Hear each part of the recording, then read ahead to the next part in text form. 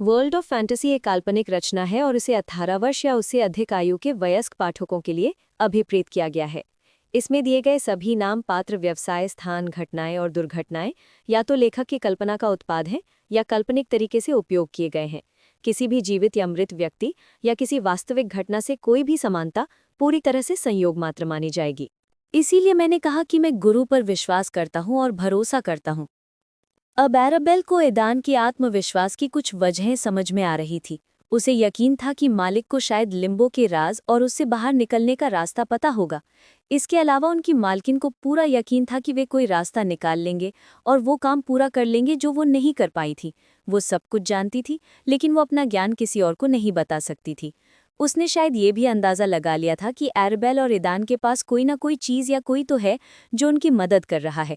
उसके घर में रहने के दौरान उन्होंने खुद ही ये बात जाहिर कर दी थी और इस बात की पुष्टि करने वाले कई कारण थे। हालांकि अपने गुरु के विपरीत, जिनके पास कोई सहारा नहीं था, एराबेल और ईदान बेहतर स्थिति में थे। उनके शिष्य बनने के बाद वे लिम्बो और मिलिका के बीच हुए समझौते के अधीन हो गए थे। इस समझौते ने लिम्बो की गतिविधियों को सीमित कर दिया, जिससे दंपति अधिक सुरक्षित रूप से आगे बढ़ सके और बाहर निकलने का रास्ता खोज सकें। क्या आपको लगता है कि लिम्बो समझौता तोड़ देगा जब उसे पता चलेगा कि हम क्या करने जा रहे हैं, या जब हम इस अनोखे प्राणी को पकड़ लेंगे? एराबेल चिंतित थी। मुझे यकीन नहीं है, हमें नहीं पता कि समझौते का उल्लंघन करने का जोखिम क्या है। अगर लिम्बो का नुकसान किसी अनोखे जीव के नुकसान से ज़्यादा है, तो मुझे नहीं लगता कि वो व्यक्तिगत रूप से कोई कार्यवाही करेगा, लेकिन अप्रत्यक्ष रूप से ये पूरी तरह संभव है, ईदान ने सुझाव दिया। मुझे उम्मीद है कि तुम सही हो, एराबेल ने सहमति जताई। वैसे नीमो के बारे में क्या? मैं जानता हूं कि वो सिस्टम के लिए महत्वपूर्ण है। इसके बारे में सोचो, सिस्टम ने हम मेज़बानों के बजाय नीमो को क्यों चुना? हम उससे किस प्रकार भिन्न हैं? क्योंकि हम अजनबी हैं और नीमो स्थानीय है, एराबेल ने कहा, ये समझते हुए कि ईदान क्या कहना चाह रहा था। तुम सही हो।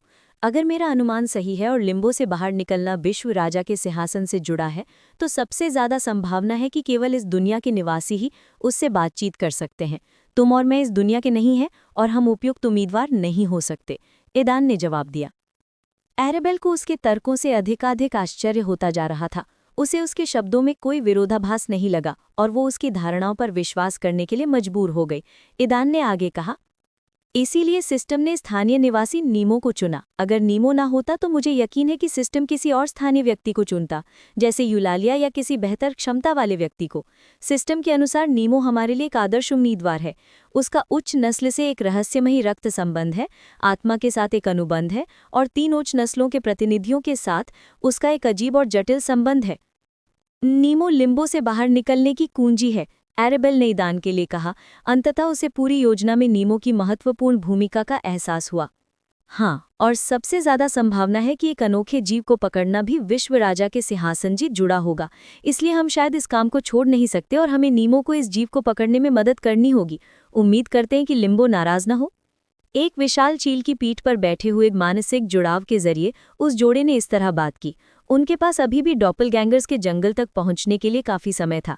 अचानक ईदान ने एराबेल की टिप्पणी सुनी, तुम्हें पता है, लड़कियों को बहुत ज्यादा स्मार्ट लड़के पसंद नहीं आते हैं। ईदान को समझ नहीं आया कि ये वाक्य उसके लिए व्यक्तिगत रूप से कहा गया था। क्या उसे लगता है कि वो बहुत ज्यादा चालाक है और इस पर जोर देने की कोशिश कर रहा है? वो उलझन में था और समझ नहीं पा रहा था कि क्या जवाब दे। क्या मैं कहूं कि वो होशियार नहीं है, या मान लूं कि वो होशियार है? एराबेल ने हंसते हुए कहा। जब ईदान अचानक चुप हो गया और एक शब्द नहीं बोला, तो एराबेल मुस्कुराए बिना नहीं रह सकी। हालांकि वो चील पर सवार होकर उड़ रहे थे और वो उसका चेहरा या भाव नहीं देख पा रही थी, फिर भी यह एहसास होते ही उसकी कल्पनाएं बेकाबू हो गईं कि वो अचानक चुप हो गया था। उसने उसका मजाक उड़ाने का फैसला किया, क्योंकि वो बहुत ज़्यादा सोचता था और बहुत कुछ समझ और अंदाज़ा लगा सकता था। वो उसे ठेस पहुंचाना या ऐसा कुछ नहीं चाहती थी। उसने बस एक लोकप्रिय लेकिन विवादास्पद कहावत कही कि लड़कियों को स्मार्ट लड़कों की प्रतिक्रिया देखना पसंद नहीं आता। दरअसल अपनी टिप्पणी से उसने ईदान को स्तब्ध कर दिया।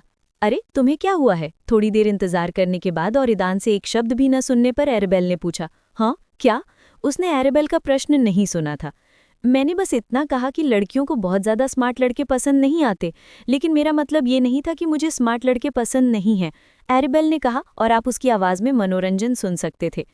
मुझे स्मार्ट लड़के पसंद हैं, लेकिन मुझे बहुत ज़्यादा स्मार्ट और गूढ़ लोग पसंद नहीं हैं, इसलिए इसे ध्यान में रखना और ज़्यादा मत करना, एरेबेल ने मजाकिया लहजे में कहा।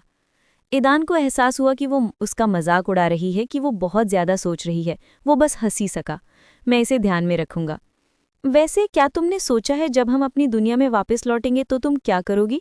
उसने अचानक एरेबेल से पूछा। अब ईदान के प्रश्न ने उसे चौंका दिया। बेशक वो इस बारे में सोच रही थी और उसे अपनी योजनाओं का कुछ अंदाजा भी था। हालांकि अंतिम निर्णय लेने के लिए उसे थोड़ा और समय चाहिए था। स्वर्गारोहण परीक्षण के दौरान प्राप्त मेमोरीज ने उसके निर्णय पर गहरा प्रभाव डाला। अभी नहीं, एरेबेल ने आह भरते हुए कहा। और तुम? तुम्हारे विपरीत मुझे तुमसे जुड़ी समस्याओं के अलावा कोई खास समस्या नहीं होगी।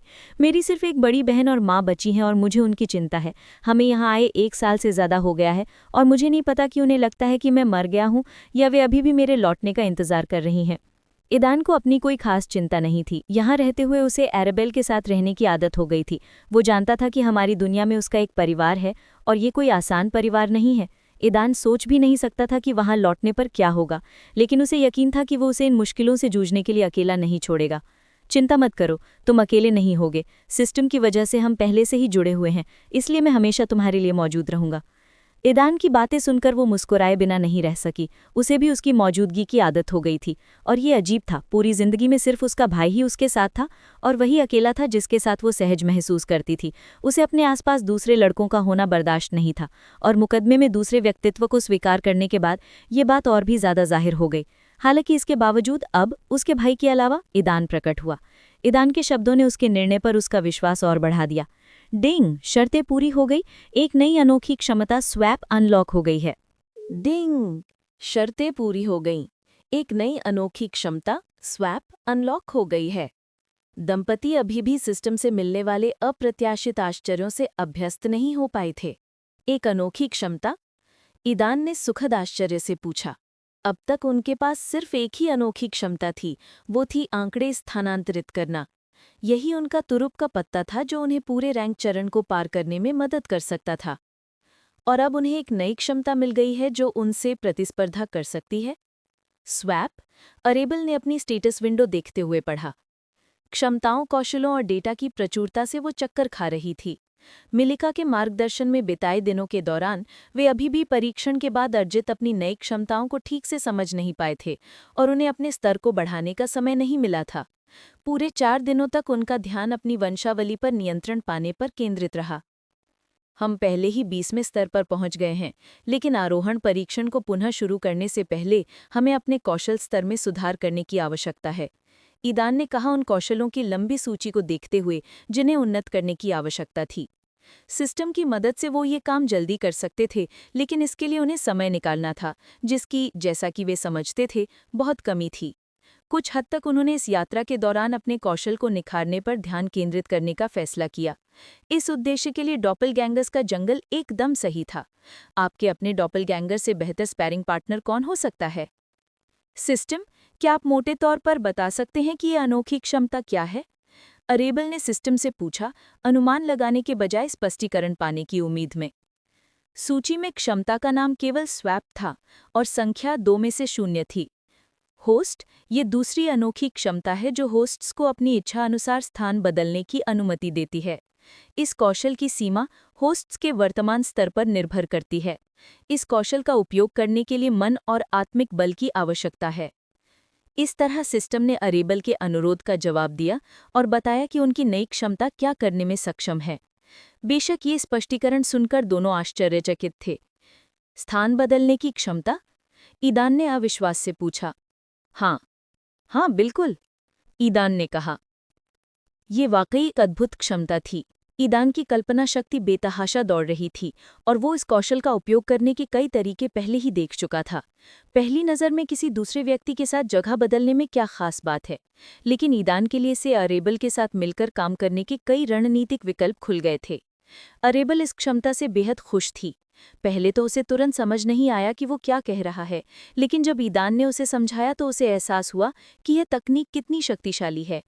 अपने पहले अनोखे कौशल के साथ उनकी शक्तियां काफी बढ़ गई थीं। ईदान ने पूछा, नाम के आगे इन संख्याओं का क्या मतलब है? अन्य कौशलों के विपरीत जिनके स्तर होते हैं और जिनका विकास करने की आवश्यकता होती है, अद्वितीय क्षमताओं के कोई स्तर नहीं होते। पहली अनोखी क्षमता ने ये दर्शाया था कि वे एक दूसरे को कितने प्रतिशत स्टेट पॉइंट्स हस्तांतरित कर सकते हैं। उस समय ये आंकड़ा लगभग 50% था, जो पहले ही उनकी आधी शक्ति थी। ये संख्याएं संग्रहित ऊर्जा की मात्रा दर्शाती हैं। इस समय मेजबानों के पास 2 भंडारण कक्ष उपलब्ध हैं।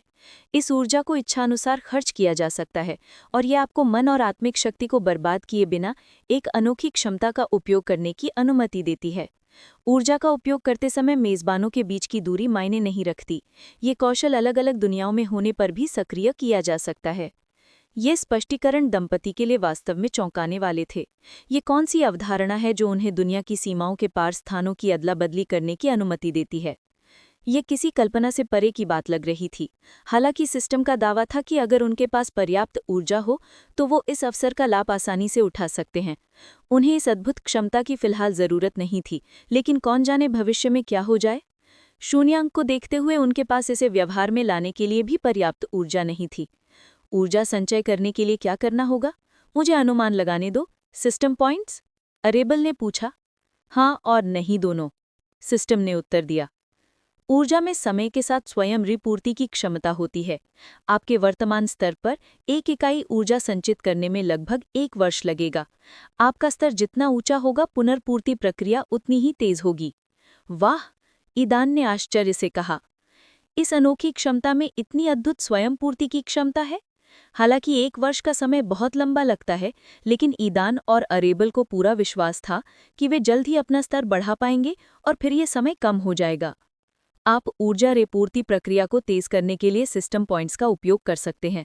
इसके अलावा सिस्टम पॉइंट्स के लिए आप ऊर्जा कोशिकाओं की संख्या 2 से 3 तक बढ़ा सकते हैं। इससे जोड़े को कोई खास आश्चर्य नहीं हुआ। हालांकि अपने सिस्टम पॉइंट्स की संख्या देखकर वे बस आ ही भर पाए। हर चीज के लिए इन सिस्टम पॉइंट्स की जरूरत होती है, लेकिन इनसे जुड़ी हर चीज बेहद महंगी है। 2 महीने बाद भी वे कुछ खरीद लायक पॉइंट्स तो जमा कर पाए, लेकिन वो भी बहुत कम।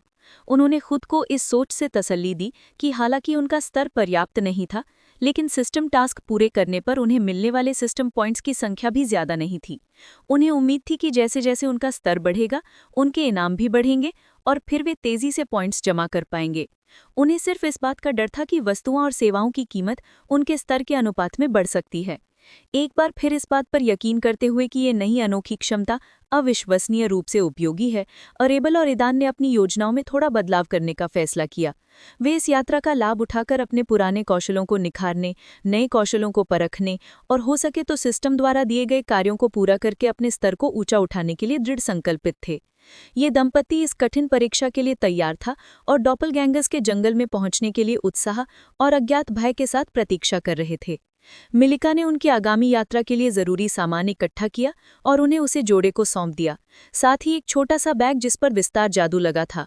अनुभवी साहसीकर्ताओं के लिए इस तरह के बैग आम थे। जोड़े ने अभी तक साझा भंडारण स्थान के अस्तित्व के रहस्य का खुलासा नहीं किया है। वे तो बहुत पहले ही जान चुके थे कि केवल वे दोनों ही अपनी उंगलियों में अंगूठियां देख सकते हैं जो इस जगह की कुंजी का काम करती हैं। ये बैग उनके लिए अपनी क्षमताओं को छिपाने का एक बेहतरीन जरिया बन गया था। वे अपनी ज़रूरत की हर चीज़ तुरंत इस जगह पर रख देते थे और फिर जब उन्हें अपनी ज़रूरत की चीज़ों की ज़रूरत होती थी तो वे इस बैग का उपयोग ध्यान भटकाने के लिए कर सकते थे।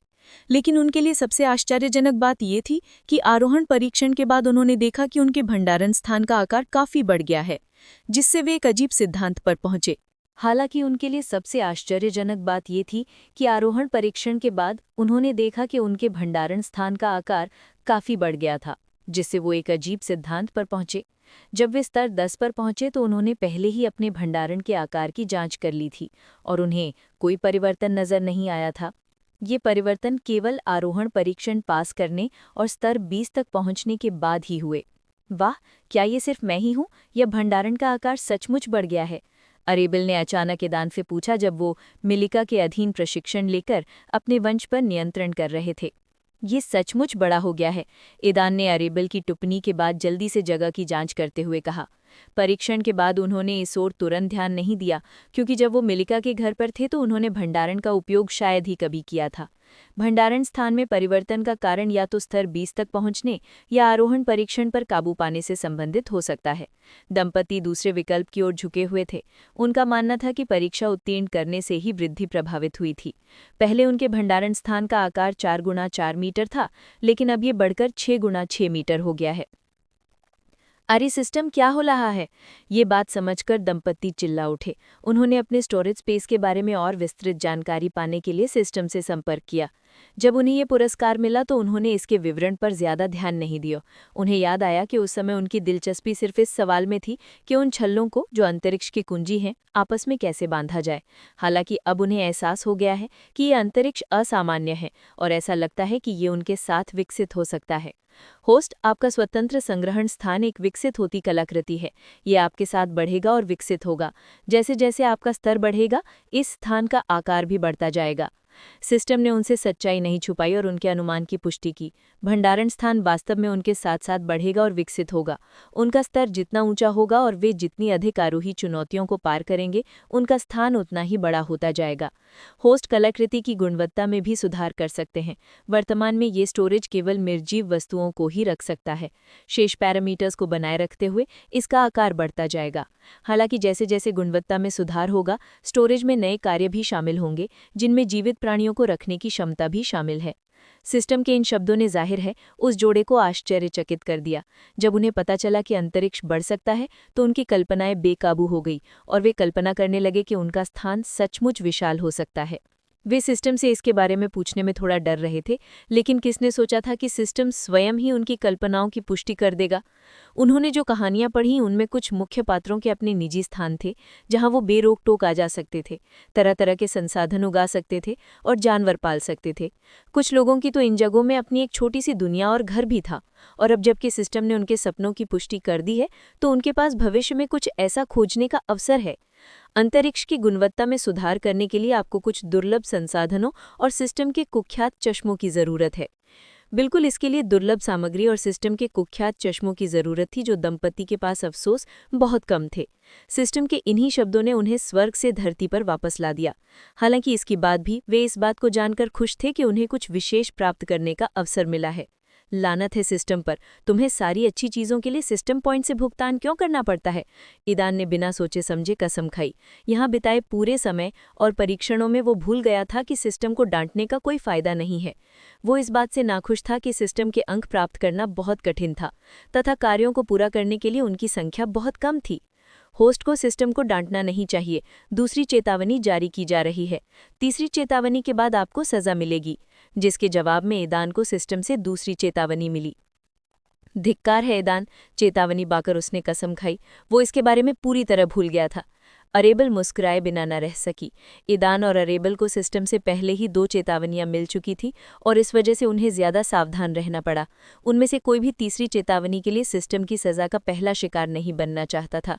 ये सब मिलिका के प्रशिक्षण सत्रों के दौरान हुआ था और आज तक वे जोड़ा इस सिस्टम को लेकर सतर्क रहा था। जल्द ही समूह डोपलगैंगर जंगल के किनारे पहुंच गया और तीनों बड़े चील आराम से उतर गए। उनका काम बस उन्हें जंगल के किनारे तक पहुंचाना और वापस लाना था। समूह को पैदल ही वापस लौटना होगा।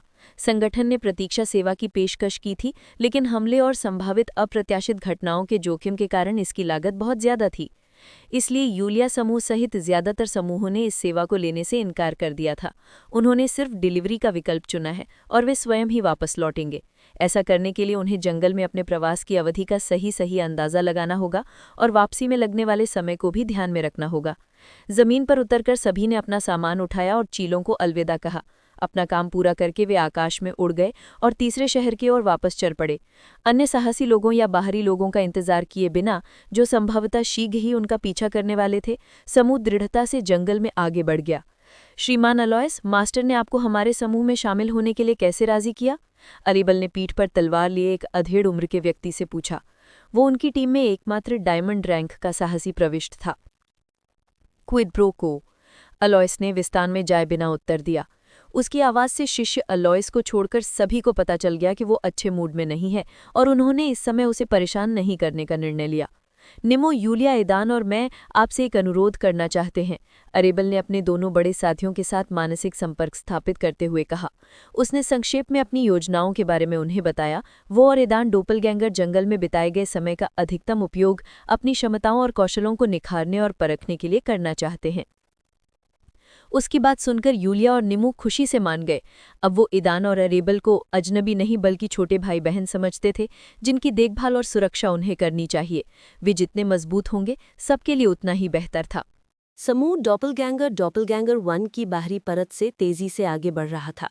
निषिद्ध क्षेत्रों की सभी बाहरी परतों की तरह ये क्षेत्र सबसे कम खतरनाक माना जाता था और उनके लिए कोई गंभीर खतरा नहीं था।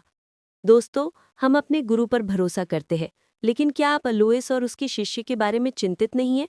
अरबेन के अपनी चिंता व्यक्त करने की कोशिश करते हुए निमो और यूलिया से पूछा। वो हर किसी की तरह मिलिका को अपना स्वामी मानती थी, लेकिन उसके मन में एक अजीब सी भावना थी। चिंता की कोई बात नहीं है, उसका नाम पहले ही कार्यप्रपत्र में दर्ज कर लिया गया है, यूलिया ने आत्मविश्वास से उत्तर दिया। एडवेंचरर गिल्ड का कार्यप्रपत्र एक विशेष दस्तावेज है जो हमारे हस्ताक्षर करने के क्षण से लेकर हमारे वापस लौटने और इस कार्य को पूरा करने तक हमारे जीवन पर नजर रखता है। अगर हम में से किसी की मौत हो जाती है तो ये फॉर्म मौत का कारण बताएगा। अगर कोई समूह के किसी अन्य सदस्य पर हमला करता है तो ये फॉर्म उसे भी रिकॉर्ड कर लेगा। और ये टास्क फॉर्म सिर्फ इतना ही नहीं कर सकता, इसलिए अगर अलोइस और उसका शिष्य गिल्ड के दुश्मन नहीं बनना चाहते तो वे कोई कार्यवाही नहीं करेंगे। 2 महीने से ज्यादा हो गए थे, लेकिन ये दुनिया अब भी उस जोड़े को हैरान कर रही थी। उन्हें यकीन ही नहीं हो रहा था कि ऐसी अद्भुत चीजें भी होती हैं। अब जब यूलिया ने उन्हें ये समझा दिया था तो वे थोड़ा शांत हो गए और अलोइस और उसके शिष्य के बारे में अपनी चिंता कम कर पाए। मुझे भी लगता है कि मास्टर ने भी कुछ किया है। वो गिल्ड पर भरोसा नहीं कर सकती थी, इसलिए मुझे यकीन है कि अलोइस को लाने से पहले ही उसने ये सुनिश्चित कर लिया था कि वो हमें नुकसान नहीं पहुंचाएगा। उच्च जातियों के पास बहुत सी अद्भुत चीजें हैं जो निम्न जातियों के पास नहीं है, यूलिया ने कहा। इस पूरे समय समूह मानसिक संपर्क के जरिए बातें कर रहा था ताकि अलोइस और उसका शिष्य कुछ भी ना सुन सके। जंगल में प्रवेश करने के बाद से किसी ने ज्यादा बात नहीं की। निमो और अलोइस के शिष्य समूह में सबसे आगे चल रहे थे। उनके पीछे यूलिया, ईदान और अरबेल थीं और अलोइस सबसे पीछे था। इजी, बैंड में तुम्हारी भूमिका सबसे महत्वपूर्ण है। हमारे आसपास जो कुछ भी हो रहा है उस पर ध्यान दो और अगर तुम्हें कुछ भी असामान्य लगे तो तुरंत सूचित करो, निमो ने अपने आत्मा से कहा। इजी हाल ही में तेजी से ताकत हासिल कर रही थी और अब उसे पचाने के लिए आराम कर रही थी। वो समय बिताने के लिए समय समय पर ईदान और अरबेल से बात करती थी। इजी उनकी संगति से बहुत खुश थी। उसे इंसानों की दुनिया के बारे में सुनना बहुत पसंद था और उसकी रुचि कभी कम नहीं हुई। इसलिए जब भी उसे खाली समय मिलता वो हमेशा उनके पास आती और उनसे अपने जीवन के बारे में बताने के लिए कहती। मुझ पर भरोसा रखो, इजी ने अपनी बचकानी आवाज में आत्मविश्वास से कहा। एक आत्मा के रूप में उसके पास उन्नत आत्मिक शक्ति थी जो लंबी दूरी तक फैली हुई थी, लेकिन सबसे महत्वपूर्ण बात यह थी कि उसकी आत्मिक शक्ति को पहचानना मुश्किल था। कोई आश्चर्य नहीं कि आत्माओं को प्रकृति की संतान कहा जाता था। उनकी शक्ति लगभग पर्यावरण में विलीन हो जाती थी, उसका एक हिस्सा बन जाती थी। इसने इजी को लगभग एक आदर्श स्काउट बना दिया। उसी के बदौलत निमो उस दिन ईदान और अरबेल को ढूंढने में कामयाब रहा और उसी के बदौलत निमो ने उन्हें बचाया। ईदान और अरबेल को इजी के साथ समय बिताना बहुत अच्छा लगता था और वे उसे देखकर हमेशा खुश रहते थे। यहाँ तक कि उसकी प्यारी सी आवाज़, जो किसी छोटी बच्ची जैसी थी, इजी में और भी ज़्यादा सकारात्मकता भर देती थी। क्या तुम्हें नहीं लगता कि यहाँ बहुत शांति है? ईदान ने पूछा। नहीं, ऐसा ही होना चाहिए, निमो ने उत्तर दिया। वो आमतौर पर काफ़ी चुप रहता था, लेकिन इस बार मानसिक संपर्क के कारण उसने बातचीत जारी रखने का निर्णय लिया। पिछली बार राक्षसों की लहर की वजह से तुमने ध्यान ही नहीं दिया कि यहाँ कितनी शांति थी। आमतौर पर बाहरी परत सबसे शांत जगह होती है। ये सुनकर सबको अपनी अंतहीन दौड़ याद आ गई जो बिना सोए पूरा दिन चली थी। अन्य निषिद्ध क्षेत्र यहाँ जितने शांत नहीं है। डॉपलगैंगर्स का जंगल बाकी निषिद्ध क्षेत्रों से बहुत अलग है। ये निषिद्ध क्षेत्र अपने जीवों के लिए खतरनाक है, जबकि अन्य में पर्यावरण ही खतरनाक हो सकता है। ये अजीब है, पर मुझे ऐसा लग रहा है जैसे कोई अनजानी ऊर्जा मेरे शरीर में प्रवेश कर रही है, ईदान ने बहुत ही असामान्य महसूस करते हुए कहा। पिछली बार जब वो इस जंगल में था तो उसने ऐसा कुछ भी महसूस नहीं किया था। ये पागलपन की ऊर्जा है, यूलिया ने उत्तर दिया, उसके शब्दों से थोड़ा आश्चर्यचकित होकर। वो ईदान की इस ऊर्जा को महसूस करने की क्षमता देखकर आश्चर्यचकित थी। आमतौर पर केवल वे ही लोग जो ऊर्जा स्रोतों के प्रति अत्यंत संवेदनशील होते हैं इसकी सूक्ष्म अभिव्यक्तियों को पहचान पाते हैं। लेकिन फिर उसे याद आया कि शायद ये उसके वंश के कारण था जिसने उसके मन की धारणा को बहुत बढ़ा दिया था। जहां तक वो जानती थी, ईदान का वंश जो उसने प्राप्त किया था एक उच्च जाति से संबंधित था जिसे आल्ट्स ऑफ फायर कहा जाता था, जो जादू से पैदा हुए जीव थे और जिनका मन से लगभग गहरा संबंध था। पागलपन की ऊर्जा? अरबेल ने अपनी हैरानी छुपाते हुए दोहराया। ईदान के उलट उसे कुछ भी असामान्य महसूस नहीं हुआ। चिंता की कोई बात नहीं है, ये डॉपसगैंगर वन की विशेषता है। यही वो चीज़ है जो इस जंगल के सभी जीवों को थोड़ा पागल और उन्मादी रूप से क्रूर बनाती है। हम लोगों के लिए जो जंगल में लगभग एक हफ्ता बिता सकते हैं, पागलपन की ये ऊर्जा कोई खतरा नहीं है, यूलिया ने आश्वासन दिया। दोनों दंपत्ति में हलचल मची हुई थी। क्या उन्होंने ये दावा नहीं किया था कि डॉपलगैंगर वन का परिवेश सुरक्षित है? लेकिन ऐसा लग नहीं रहा था, और किसी व्यक्ति पर ऊर्जा का प्रभाव पड़ने के लिए आपको उसके प्रभाव में ज्यादा देर तक रहना होगा। और फिर उन पर इसका असर हुआ। अगर ईदान जंगल की बाहरी परत में इस ऊर्जा को महसूस कर सकता है, तो क्या इसका असर बीज और केंद्रीय परत पर ज्यादा नहीं होगा? मध्य और केंद्रीय परत के बारे में क्या? ईदान विरोध नहीं कर सका। उनके बारे में क्या? यूलिया ने पूछा। उसे तुरंत समझ नहीं आया कि ईदान का क्या मतलब था। ईदान की स्थिति के बारे में चिंतित अरबेल ने भी अपने प्रश्न को स्पष्ट किया। बाहरी परत की तुलना में मध्य और केंद्रीय परत में पागलपन ऊर्जा की सांद्रता कितनी है? यूलिया उलझन में थी। इस जोड़े को इस ऊर्जा में इतनी रुचि क्यों है? उसे इसके बारे में कैसे पता चला? उसने इसके बारे में मिलिका से सुना था जब वो और निमो पिछली बार डॉपलगैंगर्स के जंगल का पता लगाने जा रहे थे, और तभी उसे ये बात समझ में आई और उसकी आंखें भय से चौड़ी हो गई। क्या ईदान ने उसे अभी नहीं बताया कि वो अपने शरीर में ऊर्जा का प्रवेश महसूस कर सकता है? अपनी नई वंशावली के कारण वो ऊर्जाओं के प्रति बहुत संवेदनशील हो गया है। अगर वे मध्य और केंद्रीय परत में प्रवेश कर जाएं और आसपास के पर्यावरण में पागलपन की ऊर्जा का संकेंद्रण ज्यादा हो, तो क्या इसका उस पर और भी ज्यादा असर नहीं होगा? ये खोज उसके लिए पूर्णतः आश्चर्यजनक थी। कैसा महसूस कर रहे हो ईदान? यूलिया ने उत्सुकता से पूछा। वो समझती थी कि यदि बाहरी क्षेत्र में ऊर्जा का प्रभाव पहले से ही दिखाई दे रहा है, तो मध्य और केंद्रीय क्षेत्र में ये और भी बुरा होगा। कुछ भी असामान्य नहीं लग रहा, ईदान ने जवाब दिया, और सचमुच उसे कुछ भी असामान्य नहीं लग रहा था। ठीक है, तो हम अपने रास्ते पर चलते हैं। अब से पागलपन की ऊर्जा में कोई भी बदलाव होने पर कृपया हमें बता देना, ठीक है? यूलिया ने ईदान को संबोधित किया। उसकी आवाज गंभीर लग रही थी। उसके मूड में आए बदलाव से आश्चर्यचकित होकर ईदान ने सहमति में सिर हिलाया। उनके आसपास का माहौल तनावपूर्ण हो गया। यहाँ तक कि अलोइस और उसके शिष्य ने भी ये देखा और समझ नहीं पाए कि क्या हो रहा है। ईदान पर पागलपन की ऊर्जा के प्रभाव को नजरअंदाज करते हुए समूह अपने रास्ते पर आगे बढ़ता रहा। देर दोपहर में वे बाहरी और मध्य परत के बीच की सीमा पर पहुंचे और रात बिताने के लिए कैंप लगाने का फैसला किया। ये निषिद्ध वन में उनकी पहली रात थी, जो लिम्बो के नियंत्रण में थी। ऐसी परिस्थितियों में एक्सपांशन मैजिक वाले बैग के फायदे साफ दिखाई देते हैं। लंबी पैदल यात्रा और असाइनमेंट के लिए आपकी ज़रूरत की हर चीज़ इन बैग में आसानी से समा सकती है, और साथ ही काफ़ी खाली जगह भी छोड़ती है। रात बिताने के लिए उपयुक्त स्थान ढूंढने के बाद समूह ने जल्दी से 3 तंबू लगा दिए। अलोइस और उसके शिष्य एक तंबू में, यूलिया और आराबेल दूसरे तंबू में, और निमो और ईडान तीसरे तंबू में रहते थे। सभी तंबू विशाल थे, जिनमें एक साथ कई लोग रह सकते थे। गुरु और शिष्य की जोड़ी ईडान के समूह के संपर्क में नहीं आई और अलग थलग रही। जब से ईडान के शरीर ने पागलपन की ऊर्जा को अवशोषित करना शुरू किया, तब से उसने अभी तक कोई उल्लेखनीय परिवर्तन महसूस नहीं किया था। कैंप फायर के आसपास बैठे ईडान और आराबेल को जंगल में बिताए अपने शुरुआती दिन याद आ गए, जब वे डर के मारे रातों को सो नहीं पाते थे। अब 2 महीने से ज्यादा समय बाद उन्हें अनुभव हो गया था, और अब उन्हें जंगल से डर नहीं लगता था।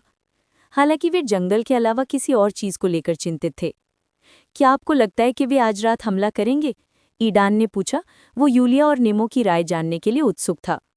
शायद नहीं, यूलिया ने उत्तर दिया। वो और निमो ज्यादा चिंतित नहीं दिख रहे थे। पूरे समूह को पता था कि देर सवेर दूसरे शहरों से और स्थानीय लोगों से बाहरी लोग भी उन पर हमला करने आएंगे। अभी हम जंगल की मध्य परत में प्रवेश नहीं कर पाए हैं। मुझे संदेह है कि वे वहां अपनी कार्रवाई करेंगे, और ये तब होगा जब हम वापस लौटेंगे। निमो ने यूलिया के बाद एक मानसिक कड़ी के माध्यम से अपनी राय व्यक्त की। हाँ, यूलिया ने उससे सहमति जताई। मिलिका की बातों से उन्हें पता चल गया था कि लिम्बो उन चारों के खिलाफ कोई कार्रवाई नहीं कर सकता। किसी अजीब वजह से लिम्बो ईडान और आराबेल को खत्म करने के बजाय उन्हें पकड़कर खा जाना चाहता है।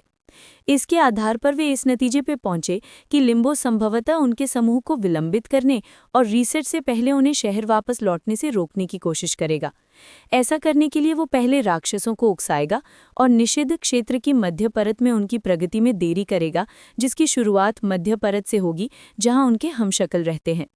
यदि केंद्रीय परत के प्राणी उन्हें विलंबित करने में असमर्थ हैं, तो बाहरी और स्थानीय दोनों प्रकार के मुख्य बल संभवतः मध्य परत में उनके समूह की प्रतीक्षा कर रहे होंगे।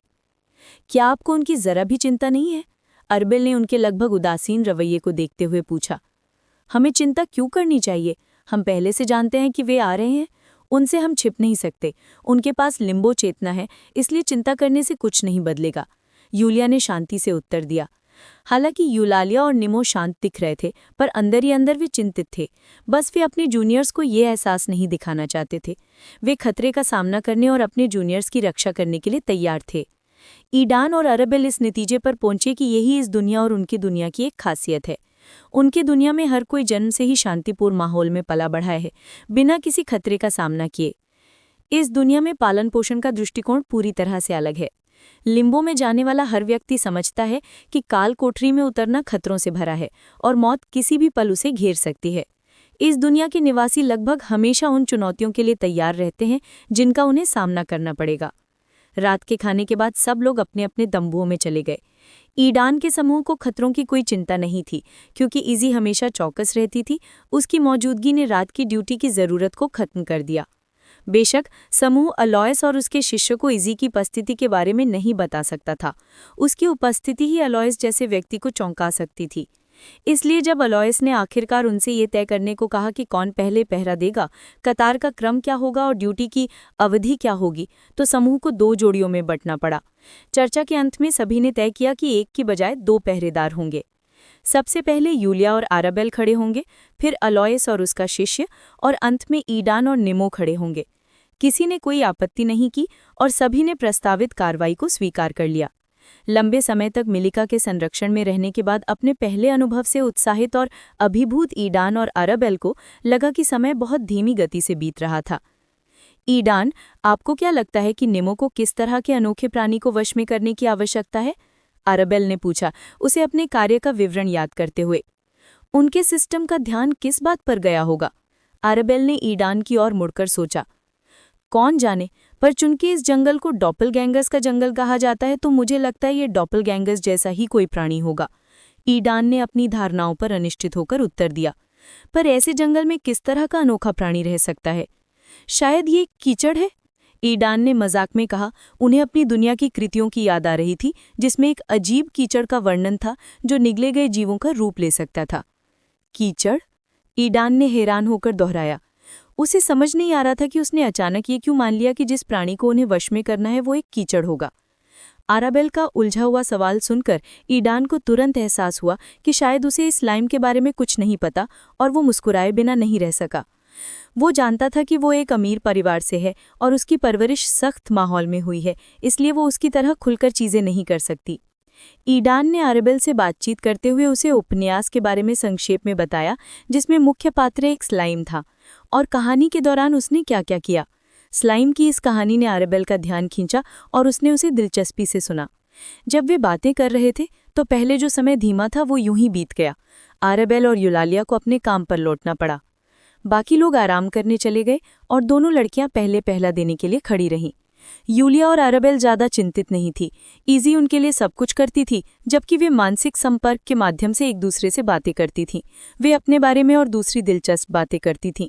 बातचीत के दौरान आराबेल को यह अजीब सा एहसास हो रहा था कि कोई उन्हें देख रहा है। हालांकि इजी को कुछ भी असामान्य नहीं लगा, तो उसने ज़्यादा ध्यान नहीं दिया। जब बाकी लोग सो रहे थे और दोनों लड़कियां दूर से बातें कर रही थी, तो एक काली आकृति आराबेल पर कड़ी नज़र रखे हुए थी। इजी जैसी शक्तिशाली आत्मा भी उसकी उपस्थिति को भांप नहीं पाई। ये आकृति कोई और नहीं बल्कि डार्क वॉल्किरी थी। वो पूरे समय समूह का पीछा करती रही और अपना ध्यान आराबेल पर केंद्रित करती रही। हालांकि डार्क वॉल्किरी आराबेल नामक इस वॉल्किरी के रूप के पीछे छिपी विचित्रता को समझ नहीं पाई। डार्क वॉल्किरी पूरे दिन लगातार समूह का पीछा कर रही थी। आराबेल, जो खुद भी एक वॉल्किरी थी, उसने उसका ध्यान खास तौर पर अपनी ओर खींचा। हालांकि कुछ गड़बड़ थी और वो समझ नहीं पा रही थी कि वो क्या है। उसके वंश ने उसे स्पष्ट रूप से बताया था कि ये एक वॉल्किरी है, लेकिन चाहे उसने कितनी भी कोशिश की हो, वो उसमें उनकी नस्ल का कोई भी लक्षण नहीं देख सकी। यहाँ तक कि जब वॉल्किरी अन्य जातियों के सदस्यों के रूप में खुद को छिपाते हैं, तब भी वे अन्य वॉल्किरी से अपनी असली पहचान नहीं छिपा सकते। वो स्वयं पौराणिक श्रेणी की वॉल्किरी थी और उसके नीचे की सभी वॉल्किरी उसकी आंखों और आत्मा बल से छिप नहीं सकती थीं। यहाँ तक कि लिम्बो नामक इस अजीब जगह में जहाँ उसका पद सबसे निचले स्तर पर दबा दिया गया था, कोई भी अन्य वॉल्किरी अपनी असली पहचान नहीं छिपा सकती थी, जबकि वो उससे नीचे थी। लेकिन किसी अज्ञात कारण से वो इस वॉल्किरी का वास्तविक स्वरूप नहीं देख सकी। तभी उसे वे अफवाहें याद आईं जो उसने इस लड़की और उस लड़के के बारे में सुनी थी, जो लगभग हमेशा उसके साथ रहता था। वो उस जोड़े को ढूंढने और अफवाहों की सच्चाई जानने के लिए लिम्बो के तीसरे शहर आई थी। दूसरे बाहरी लोगों के उलट वो सिर्फ जिज्ञासा से आकर्षित हुई थी। वो जानती थी कि इस अजीब और अलग दुनिया की अपनी चेतना है, लेकिन अपने पद, अंधेरे के तत्व और क्षमताओं के कारण वो आसानी से उसकी निगाहों से छिप सकती थी। स्थानीय लोगों और अन्य बाहरी लोगों से बातचीत से उसे पता चला कि ये जोड़ा इस दुनिया में दूसरों से अलग दिखाई देता है और वे जुनूनिया से अलग किसी और दुनिया से आई हैं। हालांकि लिम्बो को एक अलग छोटी दुनिया माना जाता है, फिर भी ये जुनूनिया का ही हिस्सा है। ये निर्विवाद था, क्योंकि लिम्बो के सभी निवासी और इस दुनिया की हर चीज़ जुनूनिया की है। एरेबेल को देखकर उसे यकीन होने लगा कि अफवाहें सच थीं और इस बात की पूरी संभावना थी कि ये वॉल्किरी वास्तव में किसी दूसरी दुनिया से आई है। नकाबपोश एक आदमी ने भी उसका ध्यान खींचा। उसके शरीर पर लगे जख्मों को देखकर वो हैरान रह गई, खासकर उसके गले में पहने पेंडेंट को। वो ऐसे गहनों से वाकिफ थी। इसके अलावा उसे पेंडेंट के अंदर आत्मा के एक टुकड़े की मौजूदगी का एहसास हुआ, जिसने एक बार फिर उसके असली होने की पुष्टि कर दी। ये एक पेंडेंट था जो वॉल्किरी आमतौर पर अपने साथियों को देते थे। भयानक चोटों वाले इस युवक उसकी एक बहन का साथी था, और हालांकि वो किसी दूसरी वॉल्किरी का रिश्तेदार था, फिर भी उसका उसे नुकसान पहुंचाने का कोई इरादा नहीं था। यद्यपि उसकी कुछ बहनें थीं जो एक दूसरे के साथ नहीं मिलती थीं और एक दूसरे के साथियों को निशाना बनाकर एक दूसरे को परेशान करने के तरीके खोजने की कोशिश करती रहती थीं, लेकिन वो उनमें से एक नहीं थी। ईदान की बात करें तो उसे उसमें कोई खास दिलचस्पी नहीं थी। उसने उसे सिर्फ इसलिए देखा क्योंकि वो इस वॉल्किरी का करीबी था और अफवाहों के मुताबिक किसी दूसरी दुनिया से भी आया था। हालांकि उसकी नज़र में उसका मूल्य एरेबेल की तुलना में कम था। जहां तक एल्फ और उनके समूह के अन्य 2 सदस्यों का सवाल है, उसने उन पर बिल्कुल भी ध्यान नहीं दिया। ये सुनिश्चित करने के बाद कि दंपति के अलावा बाकी सब सो चुके हैं, उसने वॉल्किरी से संपर्क करने और उसके साथ कुछ देर बातचीत करने का निर्णय लिया। वो अपनी जिज्ञासा शांत करना चाहती थी और अपनी किस्मत आजमाना चाहती थी। अगर ये वॉल्किरी वाकई किसी दूसरी दुनिया से है, तो शायद उसके पास उस समस्या का हल है जो वो अपनी दुनिया में सुलझा नहीं पाई थी। समूह के सभी लोगों की तुलना में वो पहले से ही इतनी शक्तिशाली थी कि अगर वो चाहती तो इस वॉल्किरी का अपहरण कर सकती थी। हालांकि अपने वॉल्किरी वंश के सम्मान के कारण वो बल प्रयोग करने से हिचकिचा रही थी।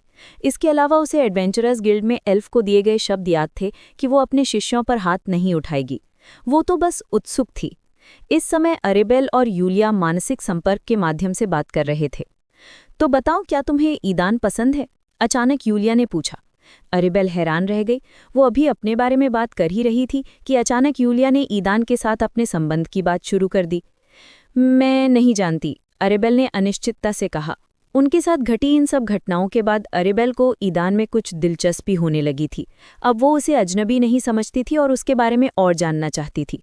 उसे प्यार का मतलब नहीं पता था और वो समझ नहीं पा रही थी कि वो प्यार में है भी या नहीं। उनके साथ जो कुछ हुआ था उसके बाद भी एरेबेल इस बात से नहीं उभर पाई थी कि उनका संबंध सिर्फ सिस्टम की वजह से ही संभव हुआ था। अगर सिस्टम न होता तो वो कभी नहीं मिलते, और इसने उनके बीच एक तरह की मनोवैज्ञानिक दीवार खड़ी कर दी थी। स्वर्गारोहण परीक्षण के बाद स्थिति और भी जटिल हो गई। उनकी पूरक रक्त वंशावली तंत्र के माध्यम से प्राप्त हुई थी। वे और भी करीब आ गए, लेकिन फिर से तंत्र के हस्तक्षेप के कारण एरेबेल को समझ नहीं आ रहा था कि इसका क्या मतलब निकालें। एक और जब उसने अपनी परवरिश और पारिवारिक मूल्यों के नज़रिए से इस मुद्दे पर विचार किया तो वो ईदान के खिलाफ नहीं थी, लेकिन अपनी इच्छाओं के साथ स्थिति को देखते हुए वो निश्चित नहीं थी। इस अवसर पर वो बिना किसी बाहरी हस्तक्षेप के अपने फैसले खुद लेना चाहती थी। इसीलिए उसने हिचकिचाते हुए यूलिया के प्रश्न का उत्तर दिया। जब उसने एरेबेल का जवाब सुना और उसकी उलझी हुई नज़र देखी तो उसने बस आह भरी। जाहिर है कि वो ईदान को पसंद करती थी, लेकिन वे दोनों बहुत असहज और असुरक्षित थे। वो समझ गई कि उन्हें अपने संबंध में एक दूसरे को स्वीकार करने के लिए एक अच्छा प्रयास करने की आवश्यकता है। हालांकि वो उनकी मदद करना चाहती थी, लेकिन उसने हस्तक्षेप न करने और बस उन्हें देखने का निर्णय लिया। शायद इस अभियान में वे एक कदम आगे बढ़ पाएं और अपनी शंकाओं पर विजय प्राप्त कर सकें। डार्क वॉल्किरी जो उन्हें देख रही थी, अपनी शक्ति के बावजूद ये भी नहीं जान सकती थी कि दोनों महिलाएं एक दूसरे से बात कर रही हैं। ये जोड़े प्रणाली की विशेषता थी। उनकी क्षमता उस आत्मा शक्ति पर आधारित नहीं थी जिसे अधिक शक्तिशाली प्राणी पहचान सकते थे। केवल मानसिक शक्ति में निपुण लोग ही इस प्रणाली की क्षमता, मानसिक संपर्क को समझ सकते थे। छोटी बहन, अपने कैंप से ज़्यादा दूर उत्तर में एक छोटे से खुले मैदान में आओ। चलो, एक वॉल्किरी से एक वॉल्किरी की तरह बात करते हैं। अकेले आओ। ये कहते हुए डार्क वॉल्किरी ने सोल फोर्स का इस्तेमाल करके एरेबेल को एक संदेश भेजा और सिर्फ वो ही उसे सुन सकती थी। छोटी बहन, अपने कैंप से ज्यादा दूर उत्तर में नहीं, एक छोटे से खुले मैदान में आओ। चलो, एक वैल्किरी से एक वैल्किरी की तरह बात करते हैं। अकेले आओ। ये कहते हुए डार्क वैल्किरी ने आत्माओं की शक्ति का इस्तेमाल करके अरेबेल को एक संदेश भेजा और केवल वो ही उसे सुन सकी। आत्मा शक्ति के माध्यम से संदेश पाकर अरेबेल बहुत हैरान हुई। वो अचानक उठ खड़ी हुई, जिससे यूलिया चौंक गई। क्या हुआ? यूलिया ने घबराकर पूछा। अरेबेल ने तुरंत कोई जवाब नहीं दिया। वो अभी भी सदमे में थी। उसे इस तरह के घटनाक्रम की उम्मीद नहीं थी। उसने जो सुना था, उसे तुरंत एहसास हुआ कि भेजने वाला एडवेंचरर्स गिल्ड का डार्क वैल्किरी था। अरेबेल को यकीन नहीं हो रहा था कि ये वैल्किरी इतने समय से उनका पीछा कर रही थी। अब जाकर उसे एहसास हुआ कि जो अजीब सा एहसास उसे हो रहा था, वो इस वैल्किरी के उसे देखने का नतीजा था। खासकर तब जब इज़ी को उसकी उपस्थिति का पता ही नहीं चला, जबकि उसने शांतिपूर्वक उसे संदेश भेजा था। कुछ नहीं, सब कुछ ठीक है, अरेबेल ने यूलिया को उत्तर दिया, जो तब और अधिक चिंतित हो गई जब अरेबेल ने उसके प्रश्न का उत्तर नहीं दिया। मुझे अचानक पेट में दर्द हो रहा है, मुझे कुछ देर के लिए बाहर जाना है, अरेबेल ने अपने चेहरे पर स्पष्ट शर्मिंदगी के साथ कहा। वो नहीं जानती थी कि वो यूलिया को कैसे समझाए कि वो उसका ध्यान आकर्षित किए बिना अकेले बाहर जाना चाहती है। यूलालिया को उसकी बातों पर यकीन तो नहीं हुआ, लेकिन उसने उससे कोई सवाल भी नहीं किया।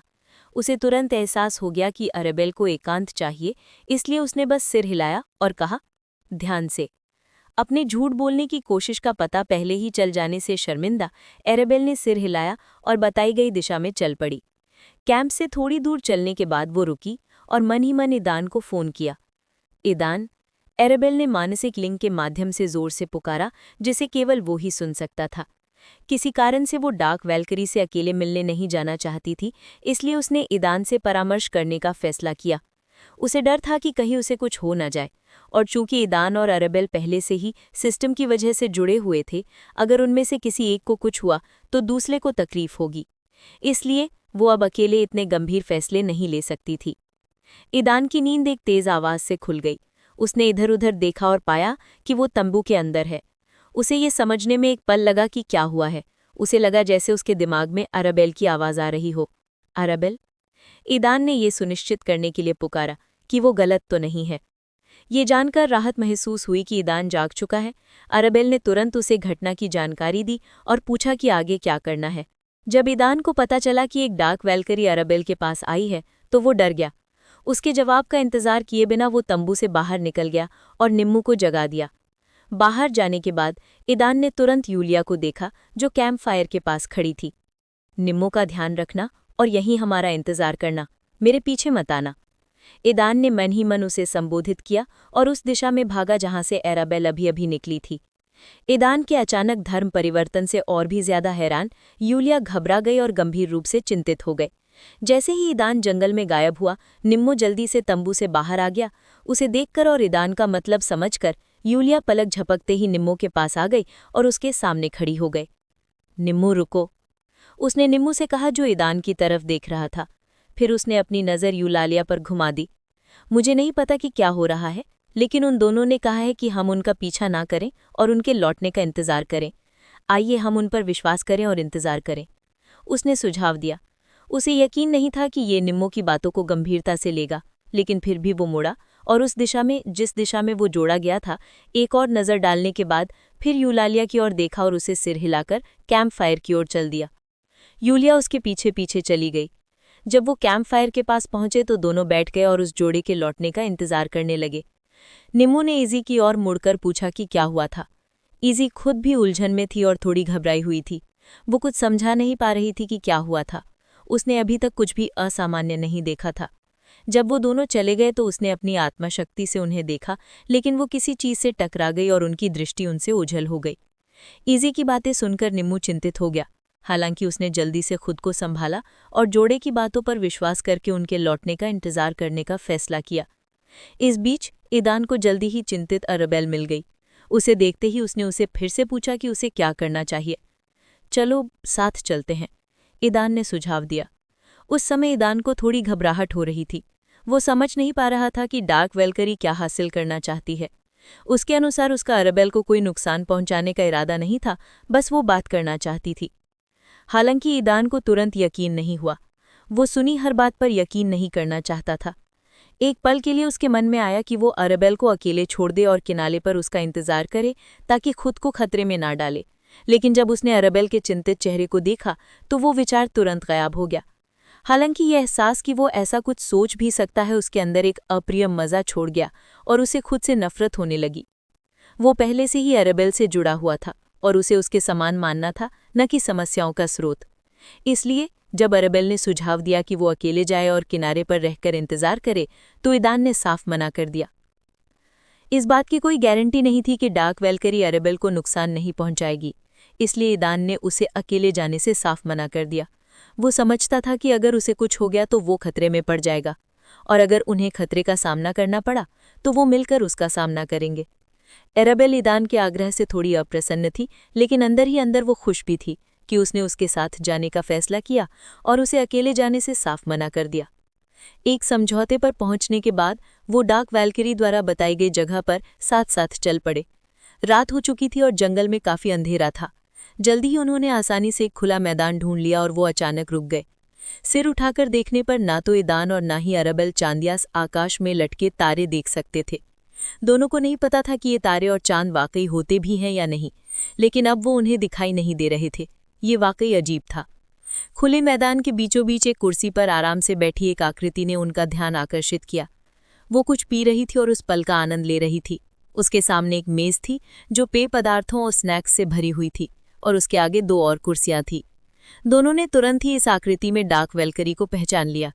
डार्क वैल्करी को थोड़ा गुस्सा आया जब उसने उस जोड़े को खुले मैदान में देखा। जब से उसने उसे संदेश दिया था तब से उसने एरेबेल से अपनी नज़रें नहीं हटाई थीं। हालांकि उसने अकेले आने को कहा था, फिर भी एरेबेल ने उसकी बात नहीं मानी। जब ईदान उसके साथ शामिल हुआ तो दोनों ने बातचीत करने के लिए मानसिक संपर्क का उपयोग नहीं किया और डार्क वैल्करी ने उनकी बातचीत स्पष्ट रूप से सुनी। दंपति को एहसास हुआ कि वैल्करी उन्हें देख रही है और उन्होंने खुलकर बातचीत की, अपने विचार नहीं छिपाए। इससे डार्क वैल्करी नाखुश हो गई। उसे ये पसंद नहीं आया कि दूसरी वैल्करी उस पर भरोसा नहीं करती। हालांकि जब तक वे समाशोधन स्थल पर पहुंचे तब तक वो थोड़ा शांत हो गई और उसने ईदान के लिए दूसरी कुर्सी भी तैयार कर दी। दंपति धीरे धीरे उस मेज के पास पहुंचे जिसे उसने लगाया था। इस पूरे समय डार्क वैल्करी आंखें बंद किए बैठी रही, अपनी आत्मिक शक्ति से उन्हें देखती रही। उसने एक भी छोटी सी बात नहीं छोड़ी।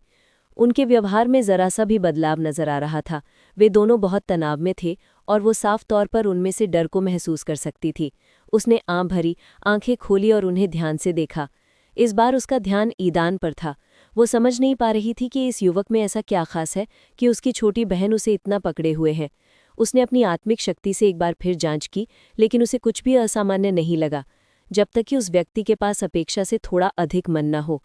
थोड़ी और कोशिश करने के बाद ही उसे एक ऐसी उपस्थिति का एहसास हुआ जिसे उसे बुरी तरह घृणा हुई और उसने अपनी नाक सिकोड़ ली। वो गलत नहीं हो सकती थी। उस युवक से प्रकाश तत्व की गंध आ रही थी। एक डार्क वैल्करी होने के नाते जो अंधकार तत्व के करीब थी, वो प्रकाश तत्व से अच्छी तरह वाकिफ थी, जो उसका विपरीत था। इस खोज ने उसे हैरान कर दिया। वो उस लड़के में प्रकाश तत्व को तुरंत कैसे नहीं पहचान पाई। वो उसके प्रति बहुत संवेदनशील थी। बैठ जाओ, उसने दंपत्ति से कहा। ईदान और एरेबेल एक असली जीवित वैल्करी से मिलने को लेकर बहुत उत्साहित और डरे हुए थे। हालांकि एरेबेल में आइस वैल्करी का वंश था, लेकिन उन्होंने इस प्रजाति के किसी सदस्य को पहले कभी प्रत्यक्ष रूप से नहीं देखा था। इससे भी बुरी बात ये थी कि जिस वैल्करी से वो मिलने वाले थे वो एक डार्क वैल्करी थी। कहानियों और पूर्वाग्रहों पर आधारित उनकी समझ में अंधकार की अवधारणा ही बुराई से जुड़ी हुई थी। हालांकि वे समझते थे कि ये एक अलग दुनिया है और इसकी अवधारणाएं भी अलग हैं, फिर भी वे इस बुरी भावना से छुटकारा नहीं पा सके।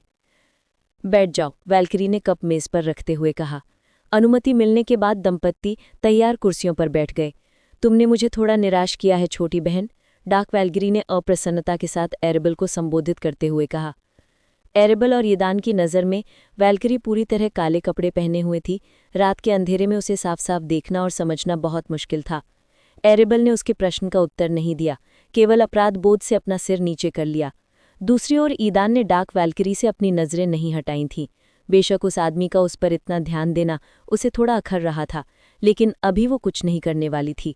अपनी आंखों के कोने से एरेबल ने देखा कि ईदान, हालांकि वो डार्क वैल्किरी से डरता था, फिर भी आत्मविश्वास से भरा हुआ था और उसे गौर से देख रहा था। इससे उसे विश्वास मिला और उसने ऊपर देखा और उसकी नज़रों से नज़रें मिलाईं। मैं अवज्ञा करने और अकेले ना आने के लिए क्षमा चाहती हूँ, एरेबल ने अपनी आवाज़ में दृढ़ता के साथ कहा, लेकिन उसके स्वर में चिंता का भाव था। एरेबल की आंखें, जो पहले तो डार्क वैल्किरी को दृढ़ता के साथ देख रही थी, क्षमा के शब्द कहने के बाद धीरे धीरे अपनी कठोरता खोने लगी, जिससे बढ़ती घबराहट का पता चल रहा था। डार्क वैल्किरी ने जब ये देखा तो वो हंस पड़ी। वो अपनी छोटी बहन की माफ़ी से संतुष्ट थी। छोटी बहन, पहले मैं अपना परिचय दे दूं। इन शब्दों के साथ डार्क वैल्किरी अपने पैरों पर खड़ी हो गई और उसका काला लबादा तरल पदार्थ की तरह उसके शरीर से नीचे बहने लगा और उसकी पीठ पर 3 जोड़ी विशाल काले पंखों में बदल गया। लबादे के नीचे एक सुंदर गहरे रंग का चमड़े का कवच था। उसकी बनावट और डिज़ाइन से उसके निर्माता की कुशलता का पता चल रहा था, जो स्पष्ट रूप से अपनी कला में माहिर था। ईदान और एरेबल ने पहले इस स्तर का और गुणवत्ता का कवच नहीं देखा था। इस कवच की तुलना में उनके अपने साहसिक परिधान भिखारियों के कपड़ों से ज़्यादा कुछ नहीं लग रहे थे। मेरा नाम सियरा डार्कियल है, मैं लेजेंडरी रैंक की डार्क वैल्किरी हूँ। सियरा ने अपनी असली पहचान बताते हुए अपना परिचय दिया। 2 अपरिचित वैल्किरियंस के पहली बार मिलने पर जब उन्हें अपनी असली पहचान छिपाने की आवश्यकता नहीं थी, उन्हें अभिवादन करने के लिए इस प्रकार के परिचय की आवश्यकता थी। उसके लंबे काले बाल कूल्हों तक पहुंच रहे थे, आंखें रात की तरह गहरी और होंठ काले थे। इसके विपरीत उसकी त्वचा बर्फ की तरह सफ़ेद थी और जब वो आइस वैल्किरी का रूप धारण करती थी तो वो एरेबल की त्वचा से टक्कर ले सकती थी। ईदान और एरेबल उसकी सुंदरता पर मोहित हो गए। उसके पंखों का फैलाव अराबल के पंखों से कहीं ज्यादा बड़ा था। होश में आने के बाद एरेबल अपनी कुर्सी से उठी और अपना भूतिया मुकुट दबा दिया, जिससे उसका असली रूप सामने आ गया। उसके काले बाल तुरंत लंबे होकर चटक लाल हो गए और उसकी आंखें नीली हो गईं। मेरा नाम एरेबल मॉर्गन है। मिस सियरा जैसे महान व्यक्ति से मिलकर मुझे खुशी है, एरेबल ने अपना परिचय दिया। नमस्ते कहने के बाद उसने सियरा की तरफ देखा पर कुछ नहीं कहा, बस उसे ऐसे देखती रही जैसे किसी और चीज़ का इंतजार कर रही हो। मुझे लगता है मिस सियरा को पहले से ही पता है या सुना होगा कि हम किसी दूसरी दुनिया से आए हैं, एरेबल ने पूछा। ये बात अब कोई राज नहीं रही कि वो और ईदान इस दुनिया में आ गए हैं। शुरू से ही सभी को इस बात का एहसास था और एरेबल को यकीन था कि सियरा जैसी असाधारण शख्सियत उनके बारे में जाने बिना नहीं रह सकती। हाँ, मुझे इसकी जानकारी है, सियरा ने संक्षेप में उत्तर दिया। तो मैं बात को घुमा फिरा कर नहीं बोलूंगी और तुरंत आपके संदेह दूर कर दूंगी मिस सियरा। मैं मानव हूँ, एरेबल ने अचानक घोषणा की, जिसे सियरा को बहुत आश्चर्य हुआ। सियरा को यकीन नहीं हो रहा था, लेकिन इससे पहले कि वो कुछ करती, एरेबल ने आगे कहा। उन्होंने स्वीकार किया कि हालांकि मैं भी अपने साथी की तरह मानव हूँ, फिर भी हम में अन्य जातियों की रक्त रेखाओं को एकीकृत करने की क्षमता है। और उसी क्षण एरेबल के गले में अब तक पड़ा सफ़ेद स्कार्फ हिलने लगा और उसकी पीठ के पीछे 2 जोड़ी सफ़ेद बर्फ की तरह सफ़ेद पंखों में बदल गया। उसके लंबे लाल बाल बर्फ की तरह सफ़ेद हो गए और उसके आसपास की हवा ठंडी होने लगी। जैसा कि आप देख सकते हैं, इस क्षमता के कारण मैं आइस वैल्किरी की रक्तरेखा को प्राप्त करने और एकीकृत करने में सक्षम हुआ था, एरेबल ने ईमानदारी से स्वीकार किया। इस पर चर्चा करने के बाद दंपति इस निष्कर्ष पर पहुंचे कि बिना कुछ छिपाए उसे इस क्षमता के बारे में बता देना ही बेहतर है। वो यकीन नहीं कर सकते थे कि वो उससे अपने वंश की असली पहचान छिपा पाएंगे या नहीं, और वो ये भी नहीं जानते थे कि पौराणिक पद वाली वैल्किरी क्या क्या कर सकती है। एक और वजह थी उनके सिस्टम से मुझे अचानक मिली सलाह। उन्होंने सुझाव दिया कि इस वैल्किरी से अपने वंश के बारे में सच न छिपाए, इसलिए उन्होंने ईमानदार और मुखर होने का निर्णय लिया। डार्क वैल्किरी सियरा ने जो सुना और देखा उससे वो हैरान रह गई। अपनी आंखों के सामने जो कुछ हो रहा था उसे देखकर उसे अपनी दुनिया की अजीब प्रजाति जुनोनिया की याद आ गई, जो अपना साथी चुनने के बाद अपनी प्रजाति बदल सकती थी। क्या ये क्षमता इस जाति के समान नहीं हो सकती? सियरा ने मन ही मन कहा। सेरा को उस रहस्यमय नस्ल की याद आई जो अपना साथी चुनने के बाद अपना वंश और यहाँ तक कि लिंग भी बदल सकती थी। उसने अपना सिर हिला दिया। इस जोड़ी की क्षमताएं इस अनोखी विशेषता से बस थोड़ी बहुत मिलती जुलती थी। उनका इस रहस्यमय नस्ल से कोई लेना देना नहीं था। जब अरेबल ने आइस वैल्किरी का रूप धारण किया तो सेरा को उसकी उपस्थिति का साफ एहसास हुआ। वो अपनी बहनों से अलग नहीं थी। अगर अरेबल ने ये न कहा होता कि वो इंसान है तो सेरा को उसकी आंखों पर यकीन नहीं होता। ये अद्भुत था, अद्भुत। सेरा ने कहा उसे कोई भी अंतर नहीं मिला। अरेबल बिल्कुल उन आइस सिस्टर्स जैसी दिखती थी जिन्हें वो जानती थी। उसके 2 जोड़ी पंख भी थे, जिसे सेरा और भी खुश थी। ये इस बात का स्पष्ट संकेत था कि अरेबल को निचले लोक से उच्च लोक तक पहुंचने में कोई बाधा नहीं आएगी। एक पल की प्रशंसा के बाद सेरा के चेहरे पर गंभीरता आ गई, लेकिन थोड़ी देर बाद उसने बस आह भरी और अपना सिर हिला दिया। अगर हम इस जगह पर नहीं होते तो मैं तुम्हें अपने साथ स्वर्गीय महाद्वीप ले जाती, लेकिन अफसोस, सेरा ने अफसोस के साथ कहा। सेरा की बातें सुनकर अरेबल हैरान रह गई। उसे स्वर्गीय महाद्वीप ले जाने से उसका क्या मतलब था? उनका अपहरण, उन्हें आमंत्रित करना? तुम्हारा क्या मतलब है तुम्हें ले लिया? वो तुम्हारे साथ कहीं नहीं जाती, भले ही हम इस समय बाहरी दुनिया में होते। ईदान ने जब तुम्हें ले लिया शब्द सुना तो वो पलट कर बोला। सेरा ने तुरंत अपनी नज़र ईदान की ओर घुमाई और उसकी नज़र अब शांत नहीं थी, उसमें हत्या का इरादा था। उसने पहले कभी इस आदमी के प्रति कोई सकारात्मक भावनाएं महसूस नहीं की थी। वो सिर्फ इसलिए उसे बर्दाश्त करती थी क्योंकि वो अरेबल मॉर्गन नाम की एक महिला को वैल्करी मानती थी जो उसके बहुत करीब थी। लेकिन अब जब उसे पता चला कि वे दोनों ही असाधारण क्षमताओं वाले लोग हैं, तो उसके प्रति उसका नज़रिया बदल गया था। सियरा ने ईदान पर अपनी डायमंड रैंक वाली सोल फोर्स छोड़ी, जिससे वो अप्रत्याशित हमले से जमीन पर गिर गया। ईदान, जिसके पास सिर्फ सिल्वर रैंक है, के लिए सियरा का दबाव बहुत ज्यादा था। उसे ऐसा लग रहा था जैसे उस पर कोई पहाड़ टूट पड़ा हो। ईदान घुटनों के बल गिर गया और खुद को जमीन पर पूरी तरह से गिरने से बचाने की कोशिश करने लगा। वो मुश्किल से जमीन पर हाथ रखकर उस जोरदार दबाव को रोकने की कोशिश कर रहा था। अरेबल, जो कुछ हो रहा था उसे देखकर बीच बचान करना चाहती थी, लेकिन उसे लगा जैसे कोई अदृश्य शक्ति उसे रोके हुए है। उसने तुरंत सेरा की तरफ देखा, जिसने उसे देखा तक नहीं था। उसका सारा ध्यान ईदान पर केंद्रित था, जो उसकी आत्मिक शक्ति के दबाव का विरोध करने की कोशिश कर रहा था। एक घुरघुराहट के साथ सेरा ने दबाव बढ़ा दिया और उस गुस्ताख आदमी को जमीन पर गिरकर आत्मसमर्पण करने पर मजबूर करने की कोशिश की। ईदान, जो मुश्किल से टिके हुए थे, दबाव बढ़ने पर लगभग टूट गए। वो हार मानकर गिरने ही वाले थे कि अचानक उनके दिमाग में सिस्टम की आवाज सुनाई दी। होस्ट, सर्वोच्च पद के दावेदार के तौर पर आपको हार मानने और दूसरों के आगे घुटने टेकने का कोई अधिकार नहीं है, वरना आप इस पदवी पर दावा नहीं कर पाएंगे। धिक्कार है, मुझे बस इतना ही चाहिए था। सिस्टम के शब्द सुनकर ईदान ने शाप दिया। वो आक्रोश, गुस्से और ये साबित करने की चाहत से भरा हुआ था कि उसने अभी हार नहीं मानी है। अपनी भावनाओं को रोक ना पाने के कारण उसने उन्हें फूट पड़ने दिया, और जैसे ही वे मुक्त होने ही वाले थे, उसे एक सुकून और शीतल आलिंगन का एहसास हुआ। उसके तुरंत बाद वो दबाव जो उसे जमीन पर जकड़े हुए था गायब हो गया। वो इन सुखद अनुभूतियों को भूल नहीं पा रहा था, और उसे एहसास हो गया कि इनका स्रोत कौन है। आंखें बंद करके वो इन भावनाओं को बड़ी मुश्किल से रोक पा रहा था, जो मानो फूट पड़ने वाली थी और उसके आसपास की हर चीज पर छा जाने वाली थी। मन को थोड़ा शांत करने के बाद उसे एहसास हुआ कि उसकी हरकत कितनी लापरवाही से भरी थी। वो अभी इसके लिए तैयार नहीं था। जब तक वो अपनी भावनाओं पर काबू ना पाना सीख ले, ये उसकी मौत का कारण बन सकता है। मिलिका ने उसे चेतावनी दी थी कि जब तक बहुत जरूरी न हो तो इसे का इस्तेमाल करने की कोशिश न करे। उसके साथ इसे पर चर्चा करने के बाद उसकी बातें उसे एक जरूरी सबक के रूप में याद आईं। सेरा उन्हें देखकर बड़ी दिलचस्पी से देख रही थी। अभी जो कुछ हुआ था वो उससे हैरान रह गई थी। सबसे पहले वो आदमी उसके दबाव को सहन करने में सक्षम था।